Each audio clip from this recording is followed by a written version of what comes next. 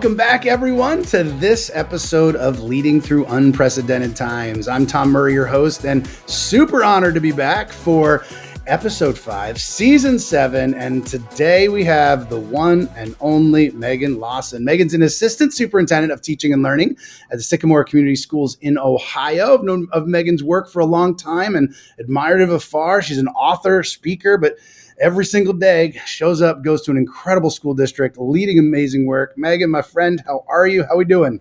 I'm so thrilled to be here. It is super cold in Ohio today, but it is very warm and cozy here because I'm so thrilled and delighted about this conversation. So thank you for having me. Well, thank you as an assistant soup. I know you're busy, so I appreciate you. We appreciate you carving out some time in your crazy schedule. And I'm really excited to dive into some of the topics we're going to talk about today, things that I think are so needed in our world for school and district leaders. But before we get going, give folks a perspective, just like the trajectory of your career a little bit. How did you get to where you are? How'd you land there? Just some of your background experiences, if you could. Sure. So I started in education as a high school English teacher. And then I left and became, after about 4 years of that, I left and became a middle school English teacher. And I feel like middle school, we were talking about this a little bit before we pressed record, is how I learned how to become a great teacher. Super fun with students of lots of different developmental levels. And I think for that reason, I always enjoy connecting with middle level educators because there's something really special and hard and beautiful about that age. And I became a middle school assistant principal, and I've worked in various district office roles. I've been a consultant for a local educational service center. I've been an elementary principal, which was a very fun and enlightening and meaningful challenge, having come from the secondary side of education. And that K-12 perspective has really been valuable to me as I've now moved newly into an assistant superintendent of teaching and learning role. Awesome. Well, what an honor it is to have you on the podcast. And you had me reflecting there for a minute because our trajectories are pretty similar. I'm not sure if you knew that, but when I served in middle school, I taught 6th, 7th, and 8th grade, also taught, and then I was at middle school AP. I used to call myself the chaos director. That was my official term. Loved it. Like you said, total chaos, but amazing, incredible at the same time. And so you brought me back there. But today I'm excited to dive in to some of your work where you've been doing a lot of research in a variety of areas that I really think educators need to hear about and think about right now. And it's sometimes things that aren't necessarily front and center, but I really believe need to be. At All for Ed, we've done a lot around learning sciences and how the brain works and really its connection to education. And I know one of the areas that you're really passionate about is the science of hope. You know, we started this podcast 2 weeks into the pandemic to give people hope, to give them something to look forward to. So they're hearing spotlights from incredible folks like you that are doing amazing things at a time that it was really, really needed, when there was a lot of fear and a lot of anxiety. And the science of hope, I think, for leaders is vital. Let's face it, across the board, they seem under attack in many different places. All these political pressures, the decisions they're making, folks coming after them. And sometimes hope is such a driver for what they need. So talk to us, if you would, about the science of hope. What are some resources you're pulling from, but what are some of the aspects of the science of hope that you feel really relate to the leadership of school and district leaders? Yeah, so I first learned about the science of hope from Jamie Mead, former vice president at Battelle for Kids. And that led me to learning more about the work of C.R. Snyder. And there's a book called Hope Rising. There are a lot of trauma stories in that book that can make it a heavy read for people. But I think that's where my sort of germination into the science of hope began. And then I've been enjoying having conversations about hope with other professionals. Shout out to Sean Gaylord. He did a mini podcast series with me called Hope Amplified, where we just were really enjoying getting into this learning on the topic of hope. And I think here's why. We often conflate hoping with wishing. I hope this happens. You might hear kids say, I hope we have a snow day tomorrow. I hope. But really what we mean is I wish. And I think that's why sometimes hope falls flat or it gets a negative reputation because it's this thing that you can't wrap your fingers around, when actually, when you get into what the science of hope actually is, hope is action. A definition of hope for us, a working definition, would be hope is the belief that tomorrow can be better than today, and we are the ones who can make it so. And there are really 3 elements that make up the science of hope. first, you need a meaningful goal, a personally meaningful goal. This is important for adults and it's important for kids. Something that is going to really help me value effort and put effort into what I'm working on. I'm going somewhere that's going to feel better or different for myself and others. Secondly, then after that, you have that meaningful goal. It's important to have multiple pathways that you could see to attain that goal. Multiple pathways are important because inevitably there's going to be a roadblock, there's going to be an obstacle, there's going to be a setback, and you need to be able to see that you can still move forward and make progress, even if you're rerouted or you're taking a little bit of a different approach to reaching your goal. And then finally, because of those two things being true, meaningful goals, meaningful pathways, now I'm set up to have agency. I'm more likely to be resilient, to be gritty, to have that growth mindset that you might hear people talk about, because that's what a lot of people and a lot of educators are saying right now. We need young people to have resilience, to be willing to fail and try again tomorrow.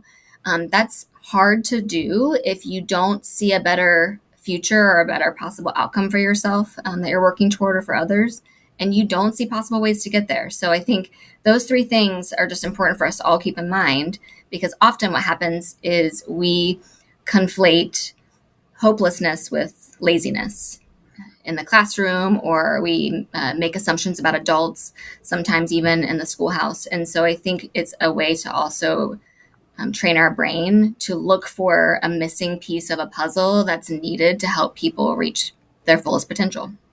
Yeah, I love that, and some incredible insight there. Truly, that this notion of mindset and the way we're looking at things. And speaking of, you just mentioned, the brain, and we all know that our brain is hardwired in certain ways, and some of that can certainly benefit us in certain ways, but it can also hold us back in a lot of ways. We often talk about, as we share as well, that how our brain is wired for comfort. Your brain is wired for safety, which also means like new and different things don't necessarily come natural. And so sometimes we're fighting the way our brain is wired, which is saying, well, what if you fail? Don't try anything new because this isn't going to work. Just resort to what you know, because what you know, we've been safe there. And teachers, the same thing. When we ask them to change things, to shift pedagogy, to try new things, we often resort to comfort. Our brain is wired for that. And so I know you've really looked into a lot of that and worked through a lot of that related to like what school and districts really kind of need to know, and the way that our brain's wired, and how really what we look for in many ways also helps dictate what we see and what we find. So can you dive into those pieces a little bit to help leaders really understand how their brain action works against them at times too? No, I appreciate that. And you're so right. What we look for, we find, right? If we look for the good, we usually find the good. But as far as our brains go, I think it's important for us to understand why our brains work the way they do, so that we can be reflective and self-aware as leaders too, starting with ourselves first.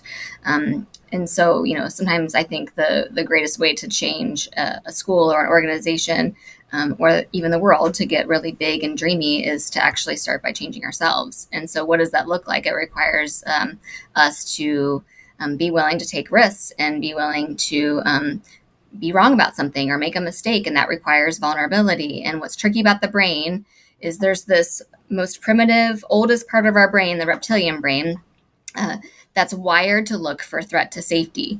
And it serves us well when we are truly in a situation where our physical safety is in danger. And if there were times when lions were roaming the village, it was allowing us to make sure that we were aware enough to keep ourselves and our families safe. But the problem with the brain is it's not smart enough to understand the difference between threat to safety and the threat to ego.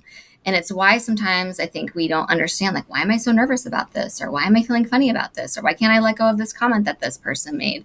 It's because, we're internalizing, our brain is interpreting that this is a threat to our safety when really it's a threat to our ego. And I think once we are aware of that, we can start to become more mindful about how we talk to ourselves, being more critical consumers of the messages that we tell ourselves. And the average person here is roughly 20,000 to 30,000 words in a day. So imagine how many words we say to ourselves.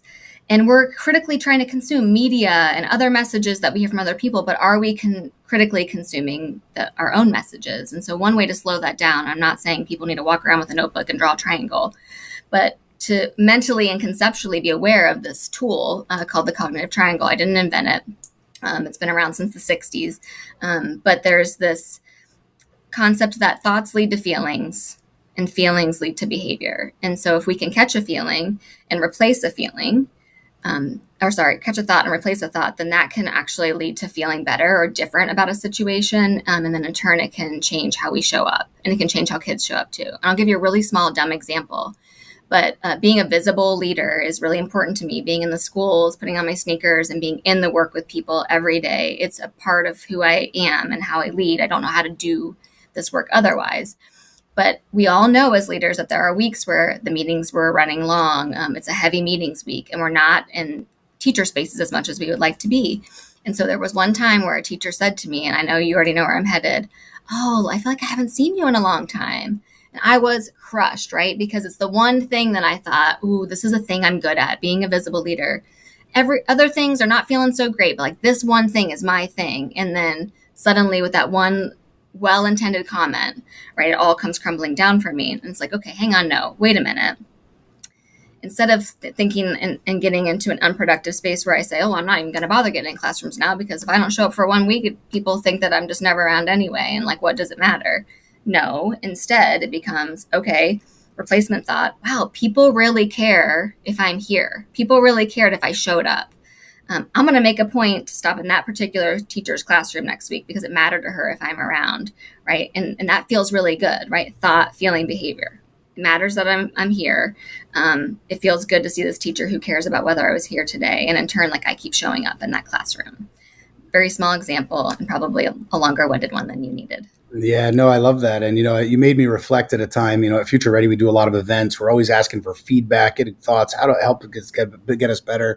And I've often facilitated many of those. And I can think back to a number of years ago where we did an event and we always asked for feedback, and there was a few hundred people there and we got a few hundred responses. And I'm scrolling through the responses, and let's say there's 200 responses. Well, 199 of them were very positive. One said total waste of time, lowest across the board. And I couldn't let it go. I lost sleep over it. And the feeling of, as opposed to saying, Tom, 199 of the people were really happy, thought it was great their time, my brain is hanging on to, yeah, but somebody walked away unhappy. Somebody walked away, didn't want to be there. Somebody walked away thinking, and how quickly we can also self-doubt when those things come. Well, maybe I'm not an effective presenter. Maybe. And it took my coaching from a handful of my really good friends saying, you got to work yourself through that. And, on one hand, we always want to be reflective. On the other hand, I love that replacement thought idea of like, choose your lens each day. You can look at it that 199 people said really positive things, versus, by the way, less than 1% that didn't. And I struggle with that. And somebody presents many, many times. And so you're really speaking my language. And when I think about it for our school and district leaders, maybe they've implemented something new and it's going really, really well. And then they get the one comment from the parent or the one comment from that teacher. And how quickly things could come to a screaming halt if we allow that 1% of stuff to get in the way of the 99% of that goodness there. And so such powerful pieces, another piece that I really love to talk to you about, we often in education talk so much about like doing what's best for kids. I as a principal, I probably said that 100 times a day, right? We got to do what's best for kids. We got to do what's best for kids. But at a time where we think about like our human interactions, the human side, the people side of things, it's really easy in our work, I think, as we talk about like raising the bar and raising standards and raising achievement level and all these pieces that are all well-intended, all trying to do the right thing, that we also run over our people in the process. And so talk a little bit about of how, doing what's best for kids and doing what's best for adults in that process, or supporting adults, I should say, in that process, really is an and not an either or in our work as school and district leaders. Oh, absolutely. I think I still remember reading Katie Martin's book, Learner-Centered Innovation, and turning to the chapter that was titled, Teachers Create What They Experience. And the title's never left me. And I just started repeating that title to myself. And then I would repeat it in spaces that I was in. And so that sort of became a mantra for me. Every time you're planning a staff meeting, you're planning a professional learning day, name a thing where you get access to adults. It is an opportunity to model and name the good that you want to see in classrooms. And when you take great care of staff and their learning, that's one of the best ways to take great care of students and their learning through the adults who are serving them every day in the classroom. And so I think modeling the good stuff is really, really important. And if we are walking around and we're seeing that perhaps we want our staff to be in the hallways greeting students when they arrive at the door, right? We know the research shows, there's an Edutopia article that talked about this, that student time to task increases by 20% when teachers simply greet kids at the door and use their names correctly and are excited to see them and are looking them in the eye. Well, if we don't know all of our staff's names, if we're not in their classrooms or we're not greeting them at the door at staff PD or at the staff meeting, we may want to look at ourselves first to say, well, how am I modeling what I'm hoping to see in these spaces? And those are all practices too that help grow hope, belonging, and engagement. And hope, belonging, and engagement have reciprocity. So research shows you raise hope, right? Belonging raises, and so does engagement. One falls, they all fall. And so when I think we feel really weighed down by, how would I, hope feels so slippery, like it's not like a tangible thing sometimes, like how do I grow it? Well, you can grow it through those high engagement strategies that you already know are important, by growing belonging through simple moves like using people's names correctly, looking them in the eye, remembering facts that they told you about themselves, and following up on those facts. And I think that those are just some examples of small moves where we can take great care of adults, they can take care of kids. And I have to just tell you one other connection I was making. I told a story about myself and being visible in the classroom, and it triggered a story for you about thinking about that negative feedback, that less than 1% feedback. There's science to, when we talk about taking care of adults and helping them feel safe and helping them take risks, there's actually science to what just happened in our conversation. I'm reading this book called The Perfect Story. And essentially, stories and storytelling triggers our sense of well-being and safety. It actually turns off that "am I safe" part of our brain, and it unites us in our humanity. And so if we can find more ways to become great storytellers and tell our stories more, and then listen, be a good story listener, not just a good storyteller, that's a great way to grow belonging and engagement. Anyway, I could go on and on and on. Yeah, no, I'll leave it there. Yeah. I love the connection, and what a way to pull the science out of what actually just happened in the podcast there, right? As well, incredible modeling. We talked about you talked about modeling, and that's something at Future Ready we've spent extensive time with in every event that we've done, and even from a vulnerable end, helping myself to look in the mirror. When I was that elementary principal, saying to my staff, like, I expect you to respond back with 24 hours. If a parent reaches out, we've got 24 hours, even if it's to say, hey, I got your email, I'll get back to you soon. 24 hours, but then they email me, and it's like, well, I got about a 6-week grace period, right? Or we got to personalize, we got to differentiate, we got to meet people where they are. But then when I run a faculty meeting, it's sit and get for the whole 60 minutes, right? And how quickly we can realize the things that we're asking from other people, are we modeling those things? But I'll back that up with saying, as good as you are as leaders, you're also going to mess it up because you're human. Right. And giving ourselves some grace in the process when we do mess it up, and recognize it's also an opportunity to model when we goof it up, how we pick up the pieces and we keep moving forward to those that look to us for direction. One of the things that you just mentioned the word humanity. And, I know that you focus a lot on really centering humanity in the work, and talk to us a little bit about that, if you would. I mean, we've touched on some pieces related to it, but talk to us about ways that leaders can really center that human side, the human focus, the centering humanity in the work that's so driven often by these outside metrics and these ways that aren't necessarily measured in pieces that we're talking about here. So what does that look like? I think you gave us one great example of what it looks like, and that is vulnerability. And vulnerability isn't just full self-disclosure. Let me, have my hands in my hair, walking around like I have no idea what's going on or what I'm doing all the time. It's not that, but it is the willingness to make a mistake or admit that we don't know, or to show, okay, this is what I learned. I could have done this differently. This is what I'm going to do now. And I think there are ways to also do it and show that it isn't, we don't have to, we can be confident and competent and still be very vulnerable. I think sometimes people think vulnerability means that we're going to look like we don't have any sense of how to do the work. And I know I've personally been somebody who struggled with perfectionism. I even talk about it in my book. I mean, I have to be very vulnerable in talking about perfectionism with educators, because I think a lot of us who went into education, we wanted to get good. Many of us went into it, wanted to get good grades. We played school well. And you can't do meaningful work or do big things or do important things without making mistakes. And that that is just how it is. And so I think that's just really important and not just for us to do with other adults. So the leader should go first because it makes it safe then for teachers to be like, oh, like, my principal admitted that they made this mistake or that they don't know, and here's what they're learning. And maybe it's safe for me to share that then in this professional learning meeting that we're having. But also to do it in front of kids so kids can see that adults make mistakes and adults are still learning. And the reason why I think I'm so passionate about this is because if we only present our shiny, perfect selves all the time, then we make this work something that only shiny, perfect people do.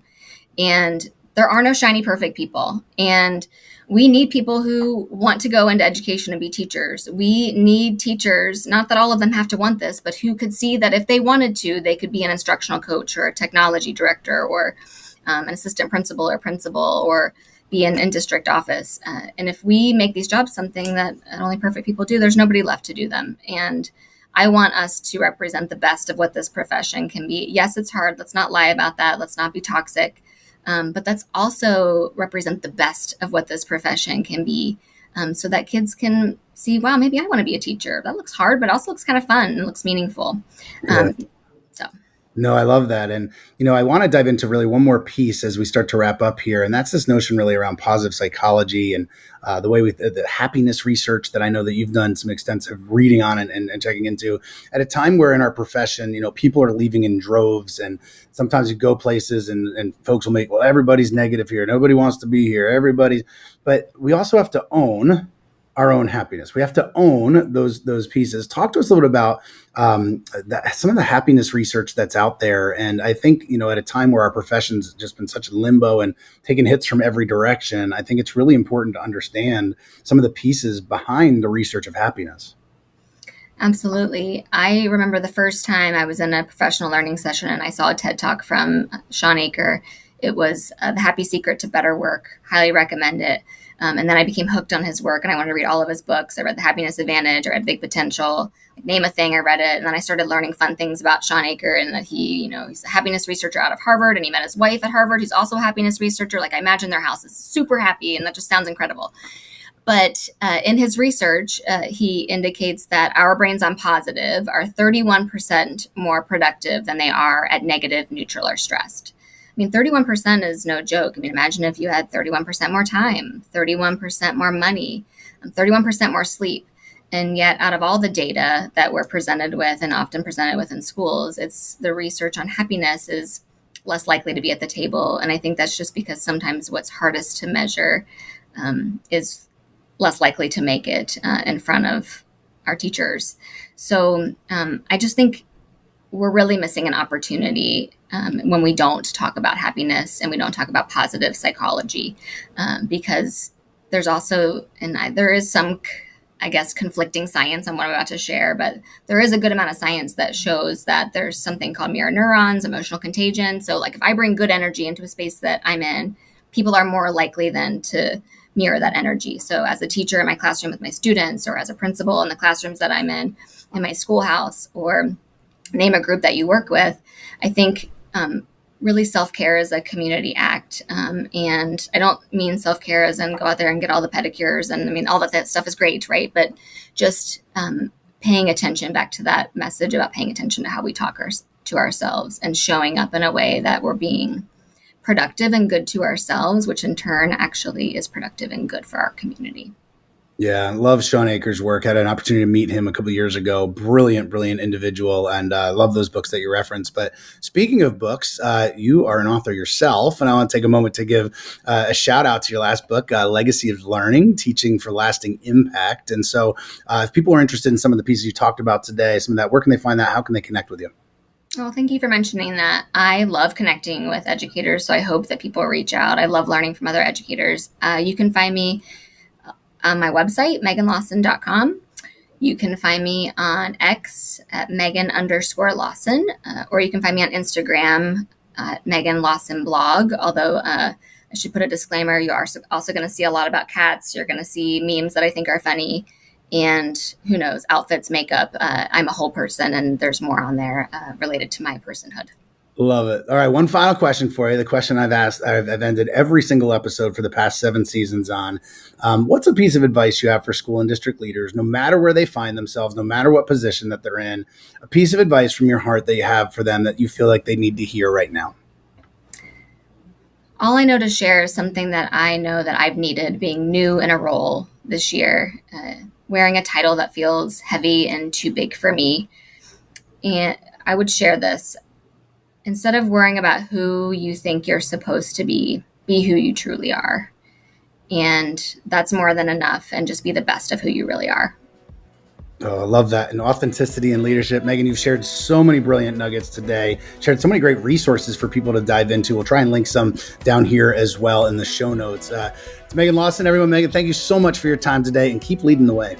Oh, thank you so much. I've been a fan of your work for a long time now. It's been a real honor to join you today.